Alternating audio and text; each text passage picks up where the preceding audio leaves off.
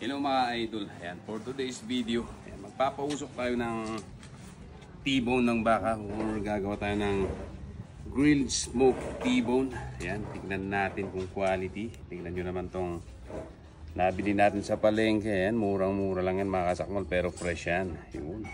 Siyempre galing yan kay Aglosolos Meat Store. At siyempre gusto kong i-shoutout ang mga batang rigas ko dyan. Ayan, kung naghanap ka ng quality na LPG, rigas ko na yan mga kasakmol. At syempre, kasama din natin ng St. Joseph Driving School. Ang #1 na driving school here in Cordillera. Quality kasakmol. At syempre, gamit-gamit natin ang Eater's Grill. Ayan, vertical smoker sa mga naghanap ng quality smoker dyan. Subukan nyo ito mga kasakmol. Eater's Grill, quality. Napakasimple ng recipe natin ngayon. Ayan, so, grilled T-bone ng baka. Yan, so asin, meron tayong oregano leaves, pampabango. Yan. Siyempre paminta. Saktong-sakto lang na asin. Yan. Siyempre para healthy. Yan.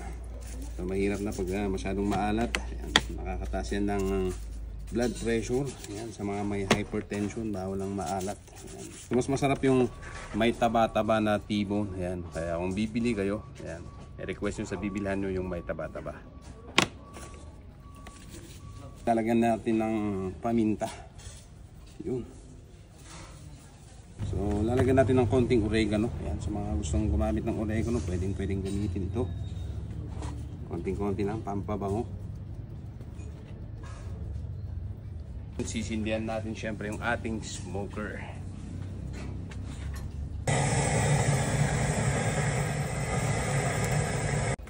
Syempre dadagdagan natin ang pampausok natin.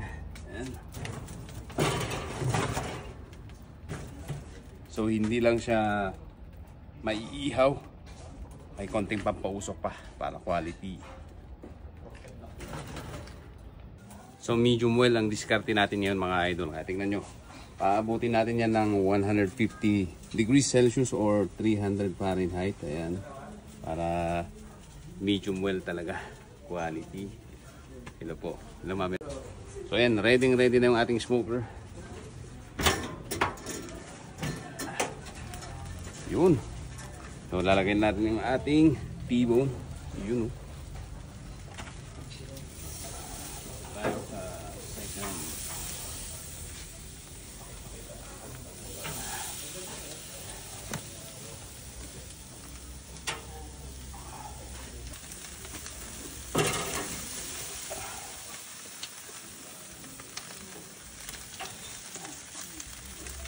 So ayan na yung ating smoke grilled T-bone. Ayan, quality kasakmol.